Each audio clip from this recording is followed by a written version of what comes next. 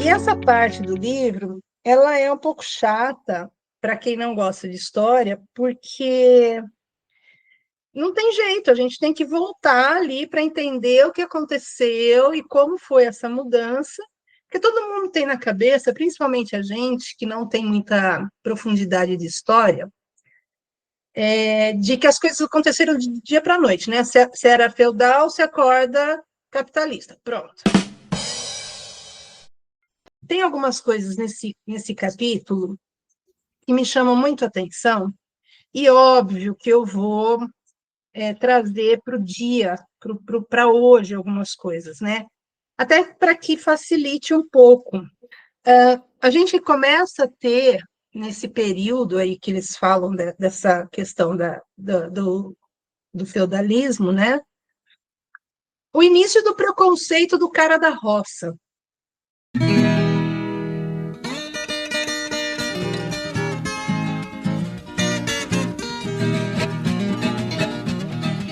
Então, aqui ela fala, assim, uma vez que a escravidão nunca foi completamente abolida, desenvolveu-se uma relação de classe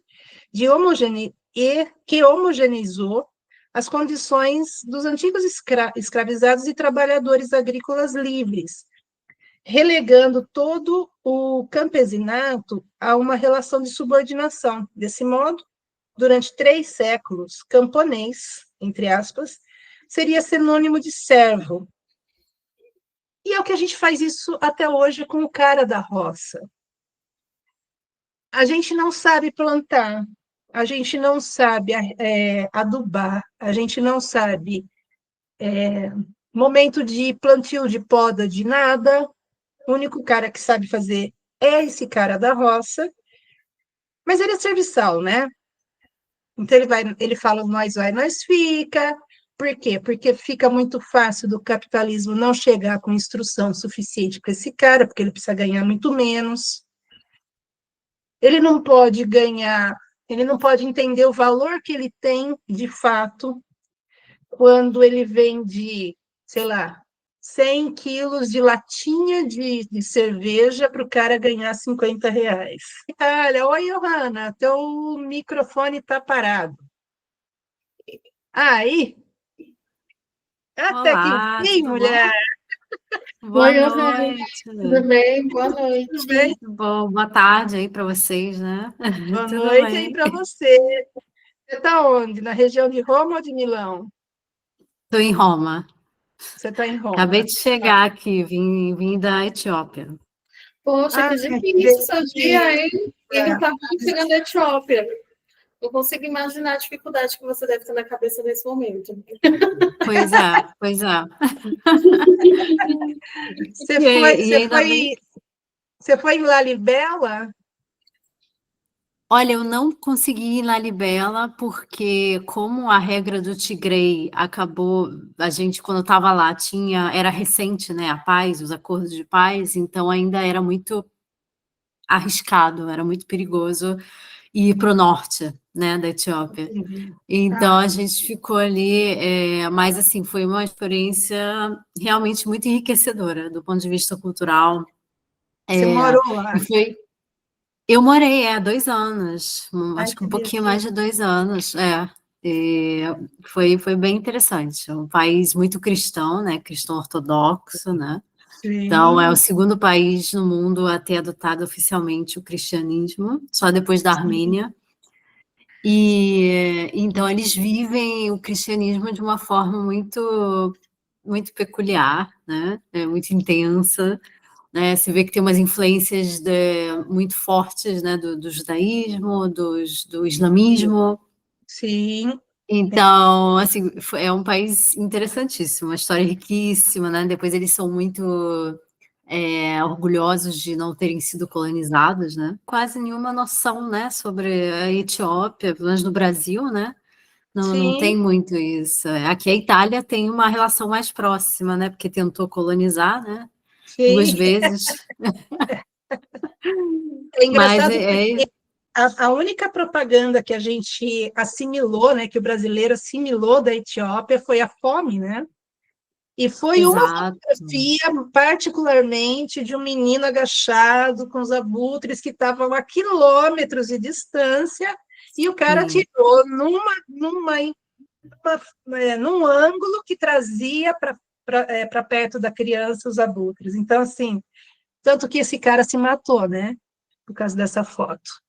Por causa É da verdade, não conseguiu, a carga conseguiu. é muito, e assim, quem mora lá até hoje, né, você ainda vê que o nível de pobreza é extremo, né, é outro nível de pobreza que a gente, no Brasil, né, já superou há muito tempo, né, então é uma experiência. Mas eu acho que, assim, a gente superou em termos, porque a gente superou no raso, Sim, superou no raso, claro, né? é, Mexida que a gente tem, qualquer alteração que a gente tem, isso volta. Então, você lembra do sim, governo passado que o pessoal estava comprando osso, estava pegando carne no caminhão de lixo. Quer dizer, é tão frágil porque é muito raso ainda, né? sim, E sim, a, sim, e a sim. foto é uma arma de guerra muito antiga, né? Tanto que ela está nesse primeiro capítulo do livro. Eu comecei com quando Deus era mulher, eu dei uma olhada nesse livro, achei muito interessante o que foi falado, o que eu consegui ler do Quando Deus era mulher, me fez lembrar de um livro que eu encontrei ele assim por acaso, esse livro aqui, a deusa, o alfabeto contra a deusa, né, The Eu já ouvi Alphabet falar. versus the Goddess. Leonard Shlain, que tem essa tese, né, de que o alfabeto, principalmente o linear, né, quando ele foi desenvolvido, teve, ao mesmo tempo, a posição do feminino foi perdendo lugar para o masculino, Sim, porque ele, como neurologista, a tese dele é de que, ao se ler em forma linear, né, usar a escrita, principalmente a mão direita, né, com o alfabeto, que são esses signos, símbolos, digamos, de certa forma, abstratos, você usa o hemisfério esquerdo, e ao contrário do que antes, que é a imagem, né, tanto que o livro fala a imagem, né, o é o contrário. conflito entre imagem e a palavra. Né? Isso. Então, aí, ao usar o hemisfério esquerdo, certas características são mais desenvolvidas do que as do hemisfério direito, e são aquelas características que são um pensamento mais que a gente associa ao que é mais masculino, talvez. Isso teria, aos poucos, aberto espaço para essa mudança, esse shift de poder, que aí foi se expressando a destituição da deusa, né, e a substituição por um deus masculino, né?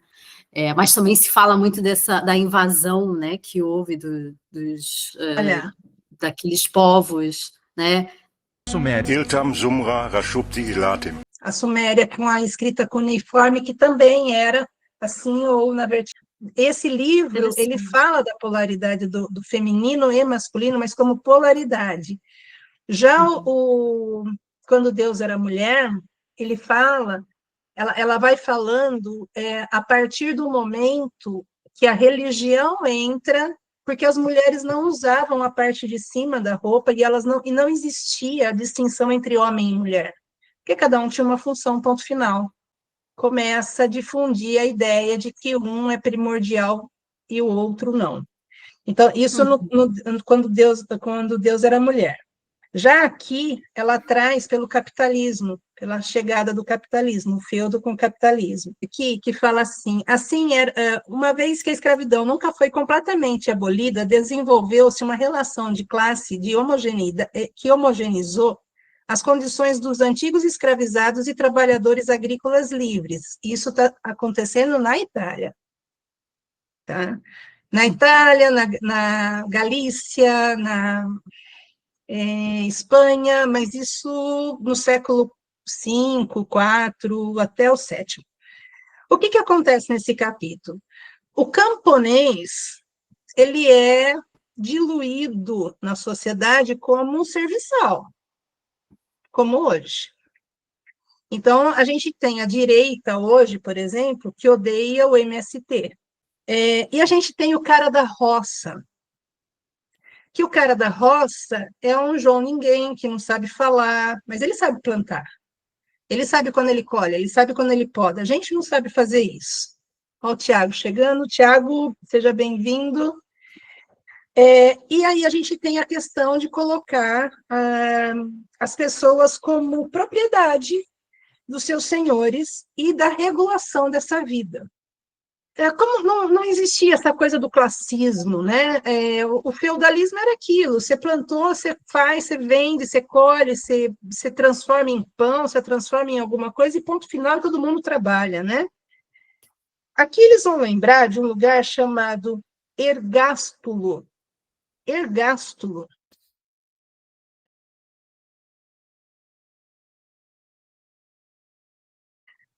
A gente vê, por exemplo, muitas coisas sobre catacumbas, a gente vai visitar catacumbas, e a gente acaba não entendendo o que é realmente aquilo.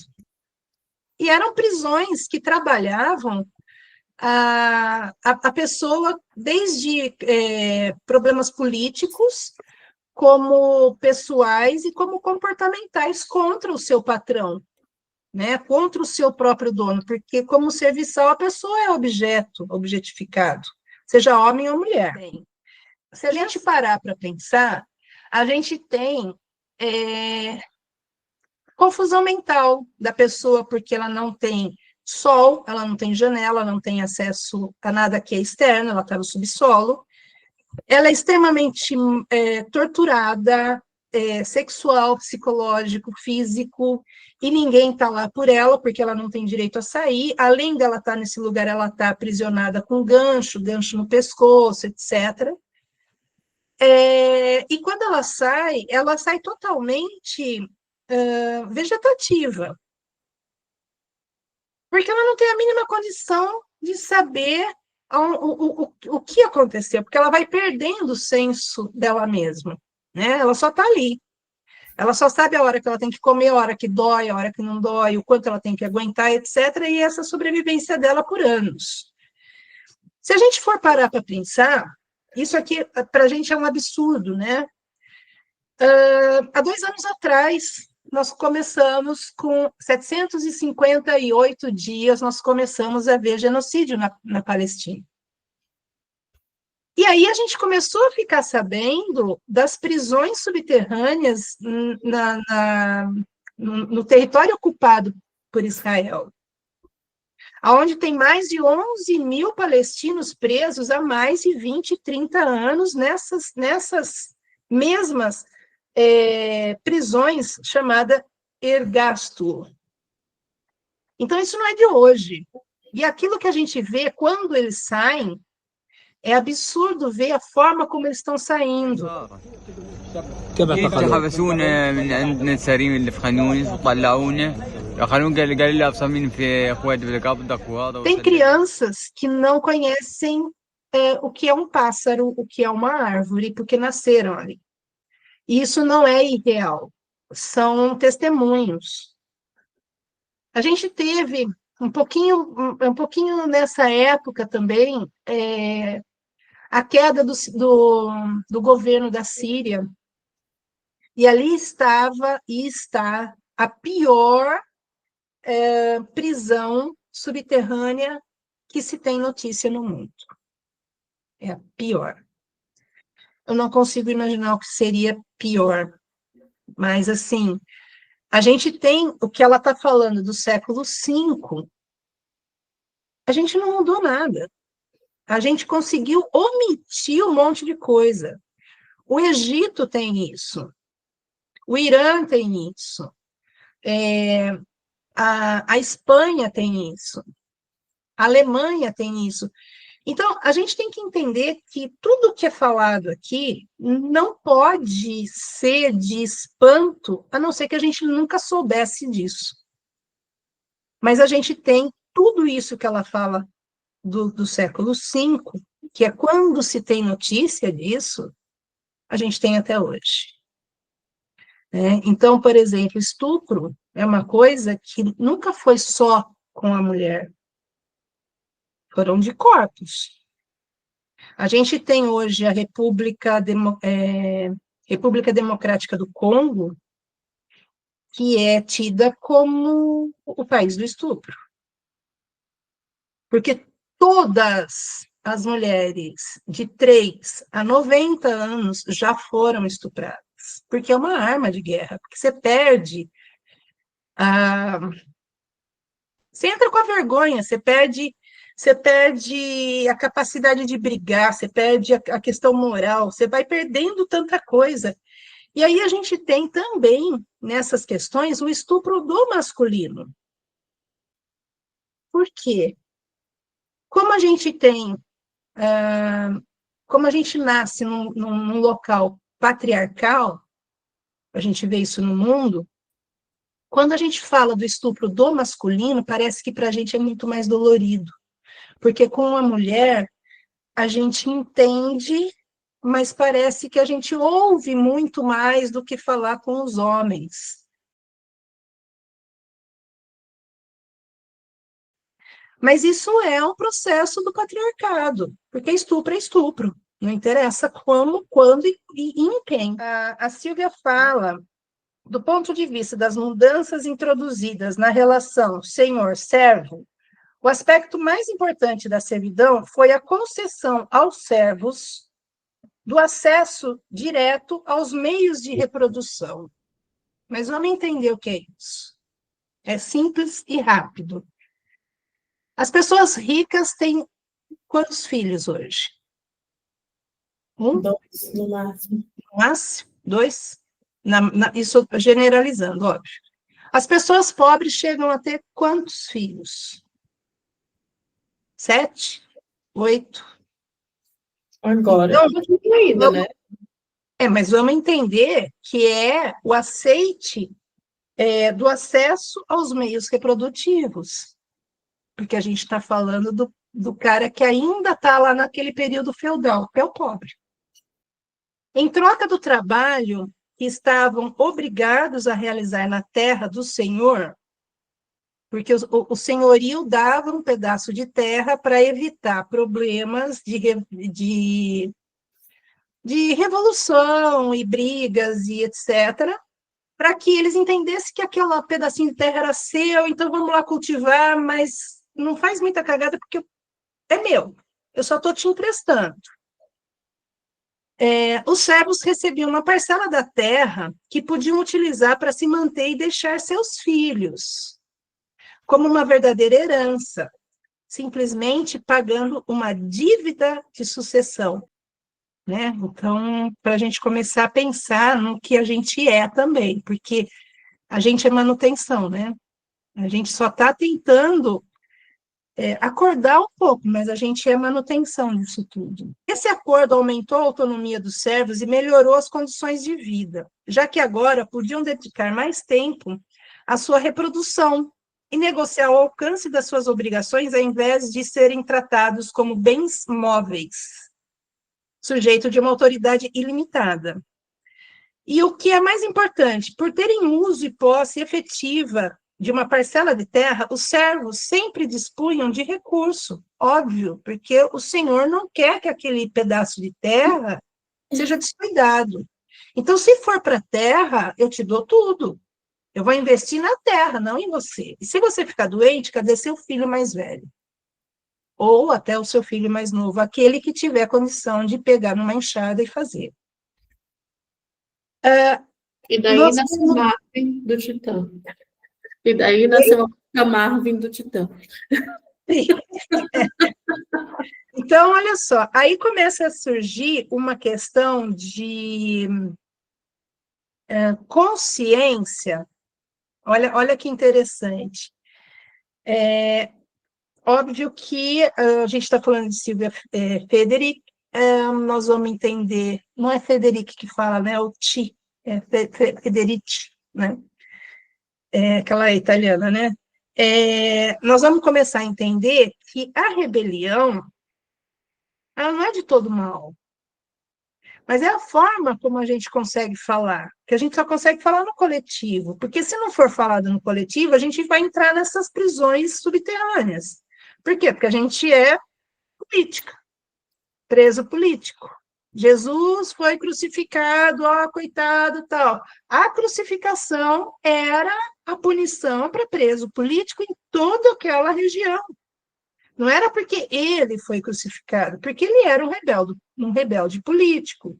Então, a gente tem que entender as coisas sem entrar nas questões daquilo que a gente acredita como fé, como questões nossas. A gente tem que separar o que é histórico do que é aquilo que a gente vive, porque senão a gente não consegue esmiuçar essa história e conseguir entender, tirando um pouquinho só as vendas que a gente tem. Nós temos a questão da exploração do trabalho, que Marx já falava, mas a Silvia não vai de acordo com Marx, porque ela entra numa questão que Marx falou dos homens, assim como eu falo de Freud. Freud falou das mulheres brancas, europeias e com grana. E aí existe uma rebelião que começa com a seguinte frase: vê se vocês conseguem pensar em algum grupo que tem essa mesma consciência. A terra é de quem trabalha. Vocês já ouviram alguma coisa parecida? MST, né? Exatamente. A terra é de quem trabalha, o MST. E a questão do estupro, eu tô comendo um pouco o livro para a gente, né, que depois a gente vai poder ler e vocês vão poder argumentar. A gente tem que colocar a questão do estupro como arma de guerra, como sempre.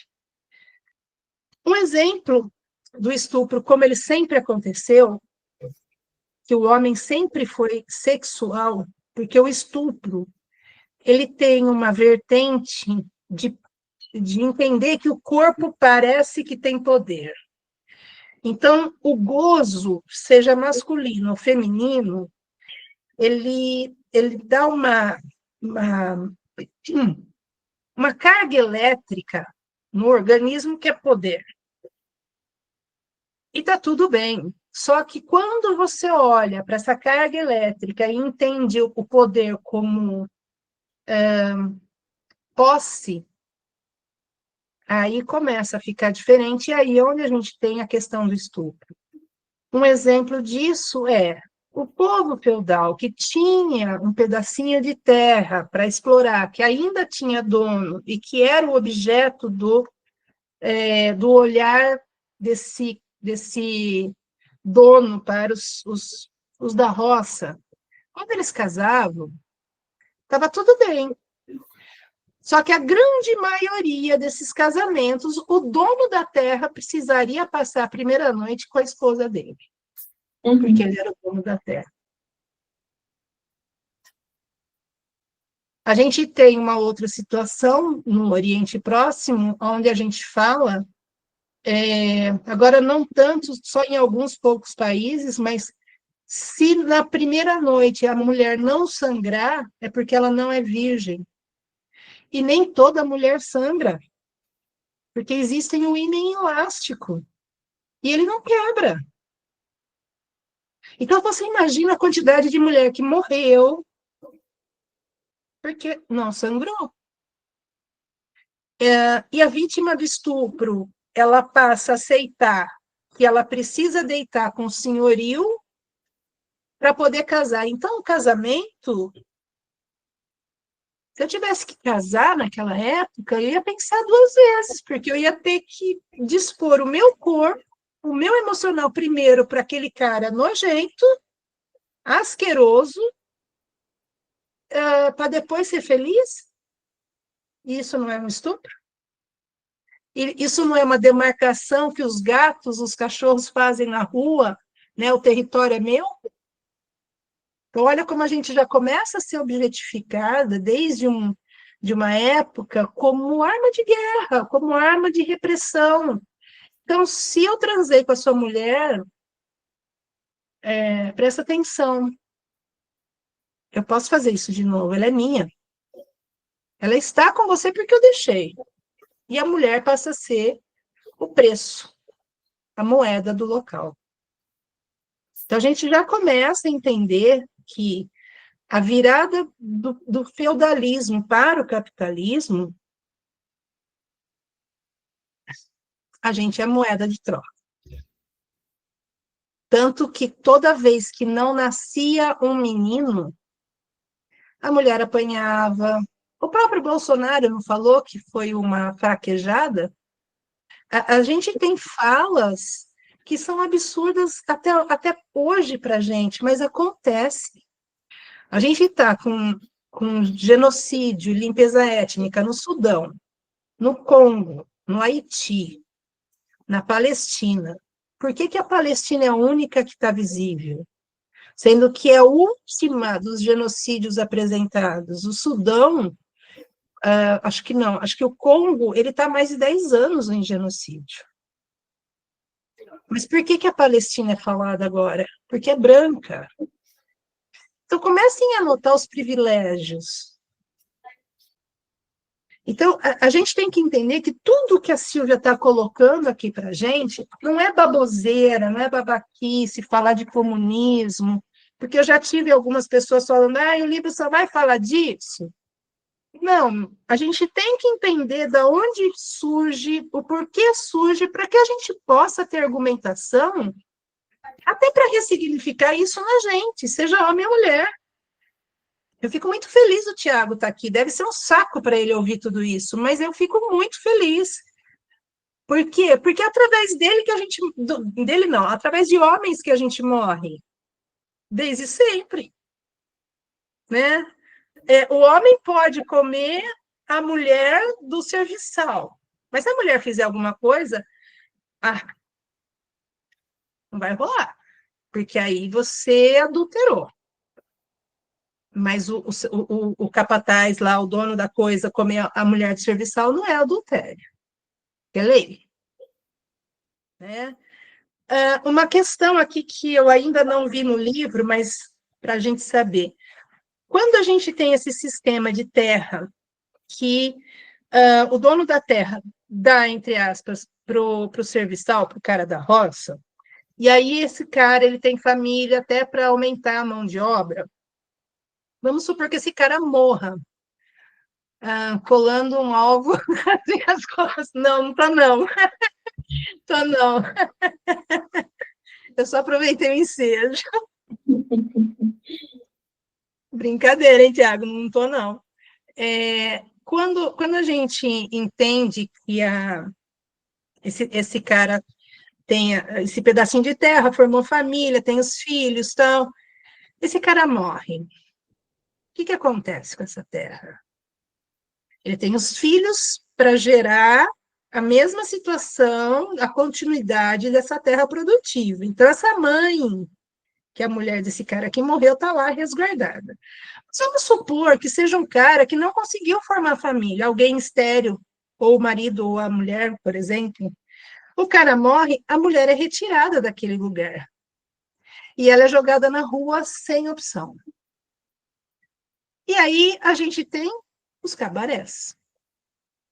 Porque é o único lugar que ela vai conseguir comida. Ou, se ela for uma mulher que produz, e esse dono de terra achar que ela é legalzinha, ou ele precisa dela por algum motivo ali naquela terra, ele pode fazê-la casar com quem ele quiser, mas ela não pode escolher. Então, a gente sempre foi guerreira. Que palavra mais horrível de estar nas nossas costas, porque ninguém pediu para ser. Né? A gente é sobrevivente, não guerreira, é diferente. E a guerra cansa, esgota e a gente nunca sai inteira dela. E então, assim, se a gente começar a pensar por essa questão, a gente vai chegar numa coisa que já tínhamos nesse século, que é a rede de apoio. E por isso que ela é essencial. Ela é primordial para todas nós. Os homens têm isso, até por facilidade, quando a gente fala assim, os homens não saem da quinta série. Tiago, agora é o alvo, sim, nas suas costas. A gente não sai da quinta série, né, os homens. Por quê? Porque eles podem. A relação deles é homoafetiva, então eles já têm essa rede de apoio desde a infância. E não é homossexual, é homoafetiva, porque eles gostam muito mais, eles se divertem muito mais entre os homens, entre os mesmos. A mulher só faz isso quando ela está no salão de beleza. Não tem um boteco para ela. Hoje a gente tem, né? Mas nunca teve. A gente nunca teve esse espaço. A gente sempre se embelezou para alguém. Mas aqui, se também considerarmos que na sociedade medieval as relações coletivas prevaleciam sobre as famílias e que a maioria das tarefas realizadas pelas servas, lavar, fiar, fazer colheita e cuidar dos animais nos campos comunais, era realizada em cooperação com outras mulheres. Nós damos conta de que a divisão sexual do trabalho, longe de ser uma fonte de isolamento, constituía fonte de poder e de proteção para as mulheres. Tem alguns filmes medievais que você vê as mulheres fazendo a fiação da lã em volta da mesa, cantando e batendo a lã e tendo a canção delas. É muito bonito ver isso, é muito lindo ver isso. E canta, e joga água, e joga o xixi da cabra para amassar, amaciar a lã, porque é assim que faz, ou fazia na época, e vai batendo, e vai cantando, e vai bebendo, e vai batendo, e vai cantando, e está tudo bem. Todo mundo com um copo de barro, tomando a cerveja, mas os homens achando que era chá, que era qualquer outra coisa. A mulher também teve seus acessos de fuga. A gente teve uma comunidade na China que as mulheres inventaram um dialeto próprio só das mulheres. Gente, olha que fantástico isso. Você começa falando sobre a questão da linguagem, olha isso, que fantástico. Uma linguagem própria só das mulheres. Na Turquia, as mulheres mais velhas ensinam as novas casadas e grávidas e qualquer outra questão da mulher, como driblar certas coisas. Por exemplo, a bebida comum lá para eles é o rakı. O rakı é feito tipo de um anis, tipo de um... Você põe água, ele sai do transparente, ele vira leitoso. Para a gente ter um sabor um pouco mais forte, mas seria a nossa cachaça. Mais ou menos isso. Quando a gente põe água, a gente dilui, fica mais bonitinho. Elas bebem isso nas xícaras de chá. Porque ninguém ficou fazendo o trabalho delas, fazendo a comida delas, como todo domingo, todo mundo faz, e está tudo bem. Então, existem formas da gente fazer, mas a gente nunca, em momento nenhum, a gente parou de lutar. A gente parou de se machucar, talvez. Então, estar reclusa, estar objeto desse poderio, desse machismo, de tudo que a gente puder falar em relação à mulher, não necessariamente a gente parou. A gente arrumou meios de sobrevivência. Vamos combinar que as brincadeiras dos homens são mais perigosas que das mulheres. Eles se matam mais fáceis que a gente, né? São legais, tá tudo bem, mas são mais perigosas. A gente é mais cautelosa, porque a gente enxerga lá na frente, né? Então, assim, mesmo a gente tendo a rede de apoio, a gente vai ter que lembrar que a lei canônica, aí vamos entrar a igreja. É horrível. Era a base de uma intensa sociabilidade e solidariedade feminina que permitia que as mulheres as mulheres enfrentar os homens, embora a igreja pregasse a submissão e a lei canônica santificasse o direito do marido bater em sua esposa. A mulher ocidental fala mal da mulher, por exemplo, iraquiana, iraniana, por causa da Sharia, porque a Sharia ainda tem algumas regras que são lidas, por exemplo, o Talibã. O Talibã ele supera todas as fronteiras em relação às mulheres, né? O Talibã, hoje, a gente não pode falar, a gente não pode rir, a gente não pode andar sozinha na rua, enfim. Nunca pôde cantar, nunca pôde dançar, nunca pôde tocar nenhum instrumento, mas isso não quer dizer que elas não fazem, mas é proibido. E o fato da lei canônica poder aceitar que o marido possa bater na mulher, olha como é propriedade. É propriedade. E isso a gente vai passando de geração para geração, até que um dia a gente falou, aqui não, meu corpo, minhas regras. Só que não é bem assim porque a gente tem um estupro, não é bem assim porque a gente tem um feminicídio, porque o feminicídio, na grande realidade, acaba sendo a ideia do objeto, a mulher como objeto, e se não for meu, não vai ser de ninguém. Ponto final, morreu. Questionou outras. Por que uma mulher briga com outra, disputa com outra, fala mal de outra, acaba com a vida da outra? A gente vai entender nos capítulos para frente, no livro. Tá? Porque isso é uma disputa do capitalismo, porque se eu vou trabalhar, eu tenho que me adequar ao sistema masculino de trabalho, ser uma pessoa austera. Então, para isso, eu não posso ser amiga da amiga. Eu tenho que competir. E aí fica muito fácil. Quando você está numa competição de cargo, por exemplo, entre duas mulheres, os caras colocam uma contra a outra, pega a pipoca, a cerveja e fica olhando. Até que uma mata a outra e o homem entra no lugar, porque não tem mulher para pegar a vaga. Projeto patriarcal. Entendeu bastante.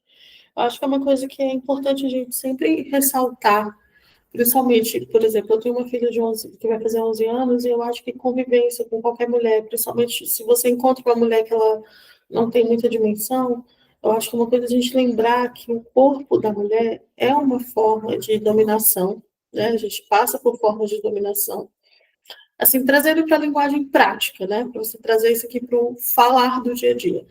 O corpo é dominação, o estupro, ele não é sobre sexo, é sobre dominação através do sexo, mas aí tem a lei da castração, tem que castrar a gente, não adianta, tá? Se o estuprador ele não tiver o pênis, ele tem um pedaço de pau, ele tem a garrafa, ele tem o que ele tiver nas mãos, ele vai fazer, porque o estupro é sobre dominação, é sobre humilhação, é sobre uma questão vexatória de dominação de corpos femininos, em especial femininos, até porque quando se fala de estupro de homem, como a Zina disse, tem toda uma comoção maior, né?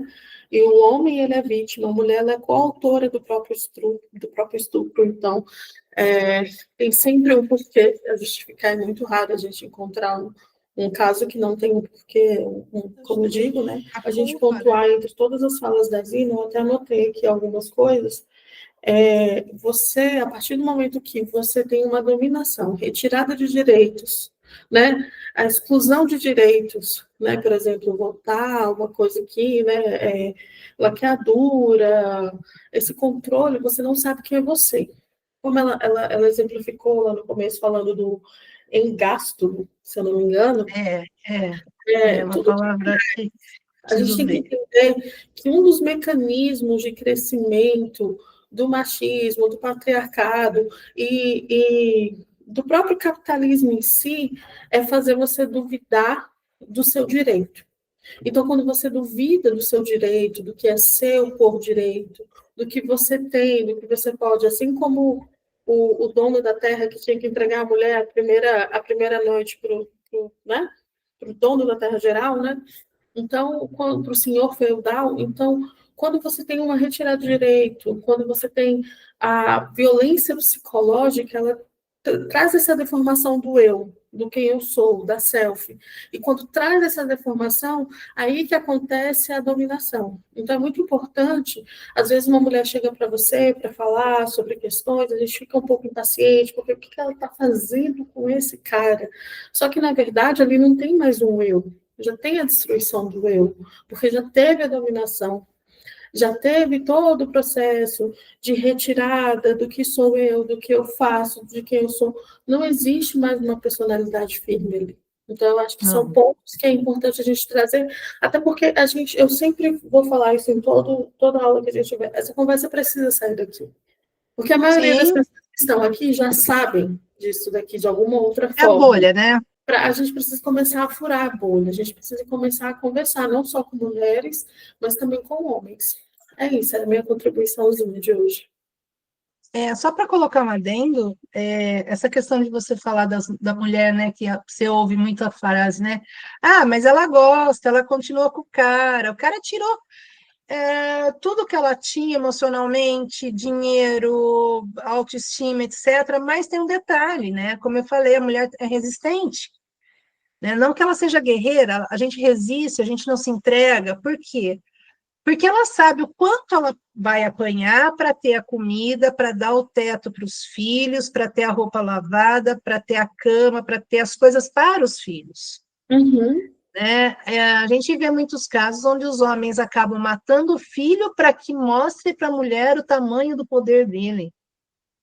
Né? Então, não, os filhos, na realidade, não têm um peso, não é porque a gente gera, porque o filho, para a gente, mulher, ele pode ser a mesma questão quando é adotado, por exemplo. Sim. Não é uma questão de gerar ou não, é uma questão de humana, é ser humano, ponto final. Então, a gente tem que lembrar um pouco disso, dessas culpas. E a mulher, quando ela sai desse modo de sobrevivência, aí ela começa a mostrar quem é ela. E ela assusta. E é muito bonito de ver esse processo. Muito bonito. Por isso que eu brigo com todo mundo que não dá para colocar uma mulher em situação de violência como sintoma. Não pode ser sintoma, é modo de sobrevivência, cara. É uma coisa que você tem que pegar, abraçar e depois você acha o sintoma dela. Agora não, agora é sobrevivência. Quer falar alguma coisa? Johanna, né? Isso. Johanna. Não, olha, muito obrigada por esse espaço realmente essencial, né? E acho que se faz cada vez mais necessário, né, esse espaço, porque eu vejo certos discursos ganhando peso, né, se alastrando pela internet, seja a machosfera, Sim, seja influenciadores no Instagram que viralizam falando os maiores absurdos.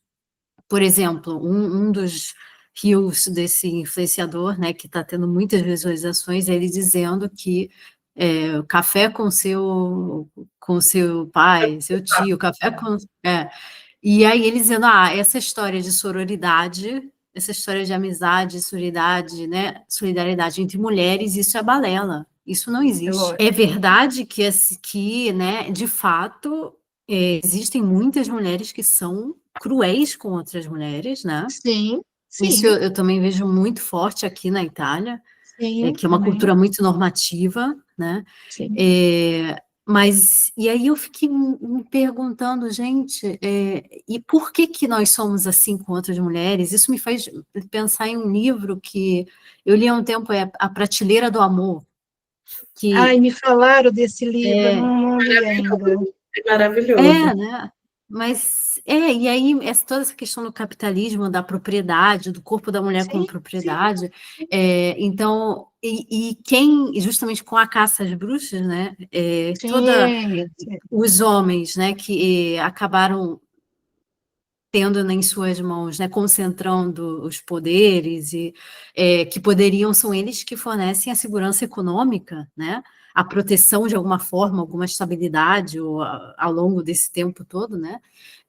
Talvez hoje um pouco menos, né? está mudando. Provedor. Exato. Então a mulher quer ser escolhida, né? Quero ser escolhida para que eu também tenha acesso a certas oportunidades, a certas seguranças. Então, é claro, qualquer outra mulher é vista como uma ameaça, né? Então, não pode olhar para os lados, não pode fazer isso. Mas é projeto isso. Você vai ver, nesse livro aqui, no meio do livro, se você conseguir, se a gente conseguir finalizar esse livro, você vai entender exatamente o que você está falando, porque ela chega nisso. Na realidade, o que a gente tem? A gente furou a bolha com essas 4 pessoas. Um beijo, exatamente, eu ia falar de você, Tiago. A gente furou a bolha nessas 4 pessoas hoje por ter o Tiago aqui dentro. Uhum. Né? Tiago, eu sou muito feliz, você sabe disso, de estar você aqui. Tiago, obrigada pela companhia, viu? E obrigada pelo saco de aguentar a gente falando bastante aí. Mas me faz ficar chateada da gente não ter uma mulher negra, uma mulher indígena, porque a mulher negra não está dentro do sagrado feminino, porque ela era uma mulher para comer, não para casar. Desculpa o meio chulo de falar, mas é isso. Sim. Não tem outra forma. Eu não estou desfazendo de ninguém por causa das palavras, tá? É para a gente entender o quão pejorativo é isso. Né? Gabriela Cravo e Canela, a cena que todo mundo lembra dela pegando a pipa no telhado, e todo mundo olhando embaixo, ela com a bunda maravilhosa, tal. Por quê? Porque isso vende. É uma mulher preta, né? Cor de canela, né? Exato. Então a gente tem que lembrar que tudo isso faz parte de um projeto. E tudo isso vem com a questão política, sim, os nossos corpos são políticos, e não há meio da gente desvincular isso, não tem como. Muito obrigada, Então, gente. Boa noite. Obrigada, muito obrigada. Tchau, meninas, da semana que vem. Tchau. Tchau.